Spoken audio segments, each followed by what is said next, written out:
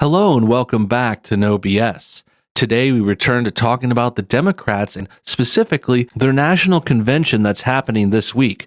That's right, the Democrats are having an online internet convention this year as a way to announce their representative and their candidate for the presidential election. Of course, Joe Biden will be that candidate and his co-runner is VP candidate Kamala Harris, but today we're not specifically really talking about them. We're talking about some of the speakers and how silly that little event turned out because you see, this event was held on the internet. As we said, they're having a digital e-convention where everyone's kind of like Skyping in or using Zoom or streaming or pre-recording their performances at sometimes. It's coming off really awkward and really desperate and really woke too. Like they're going along with this whole meme where you're like, can't meet up, supposedly because of the virus and the pandemic, even though these are the same Democrats that gather in the streets and cause riots and have been tearing apart Portland for months. So I don't know if that argument really holds water, but this is what they're doing, and it's become rather silly. It's a bit of a farce, and I think a lot of it has to do with them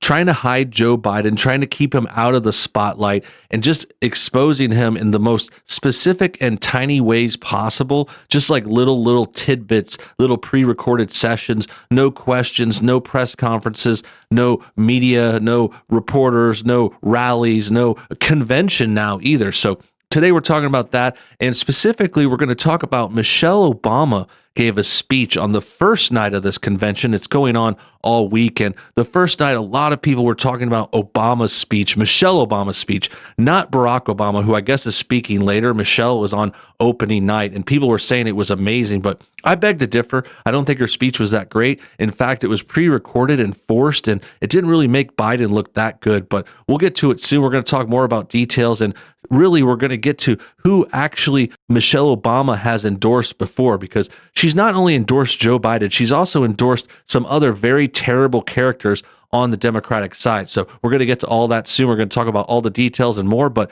first, let's take a quick moment to check out our sponsor. Hey guys, today I want to talk to you about another great offer and your chance to get another awesome free gold coin. This time we're giving out a 2020 firefighter coin, and it could be yours today. All you got to do is pay for the shipping cost. Well, that's right. These firefighters are really great American heroes who deserve our respect and honor, and that's why I say we should all try getting one of these gold coins today. Not only is it free, you only have to pay for the shipping, but also, as you can see here, it has a nice plastic case. It's really well made. It's got cool designs on it. Yeah, it's awesome. It's a really good coin. It's solid gold, and you're supporting not only America, but our firefighters. Get yourself a free coin by clicking our special link below. Thanks for your time, and now back to the show. Great, now that that's out of the way, let's talk more about Michelle Obama. People were ranting and raving about her speech, but as this article goes over, she actually taped her Biden convention speech over a week ago. Now, take that as you will. It's not the end of the world, but it isn't really the tradition and the way things go at these conventions. Obviously, initially, normally these would be live events. People would speak on a platform, on a stage, in front of an audience. People would gauge this as a way to see if there's a lot of excitement about this party, about their candidate Biden and Harris, and the whole event would be like more of a rally kind of situation, but that's been toned down. And in addition, now we're seeing that they're not even doing their speeches live streamed or live in the moment. They're pre-recording little videos for everything, which is kind of, I don't know, just lame, maybe misleading, a little, forced. And what I would say also about this whole Obama thing is, it's Michelle Obama. Who cares? Like, she's just someone who married a guy who was the president. She's not really qualified or elected. She was never winning office herself. Like, I know she has a lot of popularity. I know she gets around in these liberal circles. They try to act like she's like the best in the world, but she's really not. She's really kind of lame and annoying, and she doesn't really help with anything. She just makes Obama kind of look worse. She makes Barack kind of look like a beta. She's almost as big or bigger than he is, for one thing. And she also just seems like really domineering and terrible and just an awful person. But anyway, regardless, she's being propped up as the best in the world, as usual, as the media has done with these Obamas for years, which is also a little interesting because they never give that kind of love to Trump family, obviously, but specifically Melania Trump, President Trump's wife. she's a bombshell. She's an amazing mother. She deserves a little bit of attention. I mean, she isn't getting invited to do interviews or speeches or anything like that. And that's understandable too, because she's actually more of a housewife. She's more concerned about raising her kid. Barron Trump, by the way, is like super tall. I hope he's applying to be a basketball player or at least practicing his free throws or something. That guy's tall as hell. But the point is the stark contrast between the first families. Like Barack Obama had this domineering wife who meddled in affairs and tried to get involved too much, while Trump has this nice housewife who's really proper, beautiful, raising their son right, just kind of like doing her own thing. She's not like too quiet either. I mean, maybe someone would consider that a little bit, but I think it's respectable, her just kind of like standing aside, supporting the president and not making it all about her, which is the way I see it with Michelle. And as we go on to this article, there's more bad details about this. It says, talk about mailing it in. Former First Lady Michelle Obama recorded her Joe Biden speech for Monday night's keynote slot at the Democratic Convention over a week ago. Clips of the speech were released Monday, along with a promo report by the Associated Press featuring spin from Obama loyalist Valerie Jarrett.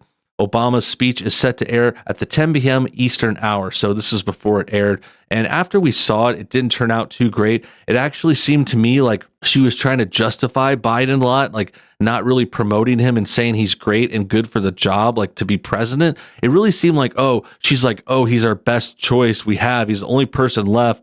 He'll learn on the job, like was what a lot of people got away from it. It seemed like she was saying Biden will learn and do better as he gets into office, just kind of like showing that he's not really competent and ready to go. This also reminds me of another recent Obama quote from Barack. There was a leaked quote where they were talking about how Barack really said something bad about Biden last week. He said something around the line of saying, Biden, you can't underestimate how bad he can mess things up. Like Biden is just some kind of putz, like he always goofs up and messes things up. And that actually makes sense. That sounds like a very apt description of him, like from what we've learned about Biden and seen all his gaffes and how terrible he is in the public spotlight and stuff like that. Like I would not doubt that that's true. The AP Puff Piece report did have the news nugget that Obama taped her speech before former Vice President Biden chose Senator Kamala Harris for his vice presidential running mate last Tuesday. So yeah, it's definitely phoning it in, like literally mailing in your speech and just recording this little forced thing. Just didn't even come off that well to begin with. And then, it says, in keeping with the virtual nature of the convention because of the virus, Miss Obama's remarks were recorded before Biden's announcement last Tuesday and that he had chosen Senator Kamala Harris as his running mate. But Mrs. Obama wrote lengthy posts on her Facebook and Instagram accounts praising Harris, a black woman born to Jamaican and Indian parents, after she joined the Democratic ticket. So this is kind of confusing. A black woman with Jamaican and Indian parents. I mean, I don't get how that works. I know a lot of Jamaicans are black or African descendants, but if you're half Indian, does that make you still a black woman? I'm not really sure. I don't know how these identities work. I'm not actually too focused on it like these guys. I know Joe. He is a profoundly decent man, guided by faith. He was a terrific vice president. He knows what it takes to rescue an economy, beat back a pandemic, and lead our country. Actually, the Biden-Obama response to the H1N1 pandemic was really bad. It was another virus that happened during the Obama administration, and they couldn't handle it well. They actually got some really bad reports, and a lot of people died that didn't have to. But you don't know about it because the reports in the news, they don't talk about when Democrats do something wrong. And he listens. He will tell the truth and trust science.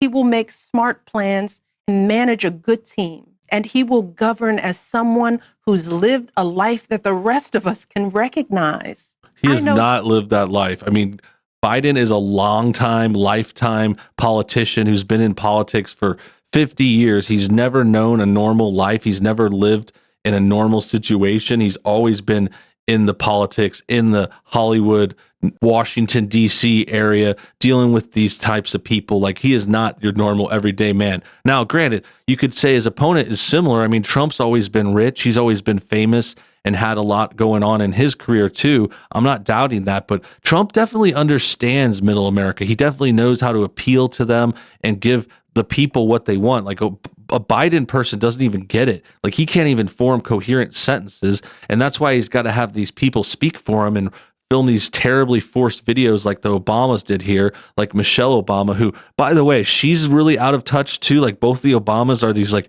rich lawyer types who went to these highfalutin schools and have embezzled all this money from their government jobs, gotten themselves spun off into these Netflix deals, making hundreds of millions of dollars, buying these houses in Martha's Vineyard on the water. Like, they're crazy rich people who made a lot of money off their political positions, which is wrong on its own. But it just goes to show that the Democrats are really like the rich elitist party who doesn't understand American people. And with that said, that about wraps this up. But I did want to point out one more endorsement from Michelle Obama. People are trying to talk up her endorsement here for Joe Biden, but let's finally check out someone else she endorsed a few years back.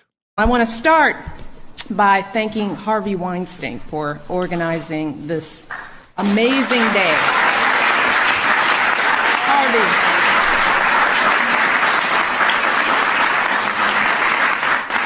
So let's just clarify things real quick so you guys can get some context. This is Michelle Obama during the administration, so maybe like 5 or so years ago. I'm not sure. It could be more. It could be 8. Could be like the 2012 election when Obama was running for re-election. Whichever it may be. A few years back, this is her endorsing Harvey Weinstein. This is a known felon, a convicted criminal, abused many, many ladies, had committed many crimes in his career over many years. He used his power for very bad things. And Michelle Obama is thanking Harvey, endorsing him, saying he did a great job. And you could even see Whoopi Goldberg clapping along with it too, just supporting this, saying this is the best thing ever. And it just goes to show her judgment in the kinds of people she supports, because Joe Biden's pretty creepy too. This is possible because of Harvey. He is a wonderful human being, a good friend, and just a powerhouse. And the fact that he and his team took the time to make this happen for all of you should say something, not about me or about this place, but about you.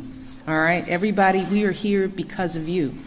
Okay, it does actually say a lot. It shows that Democrats are in bed with terrible sexual deviants like Harvey Weinstein. There's also connections to people like Jeffrey Epstein. They both have Steen at the end of their names. Take that as you will, but they both have done terrible things to young ladies, and the Democrats are in bed with them. Obama was really close to Harvey Weinstein.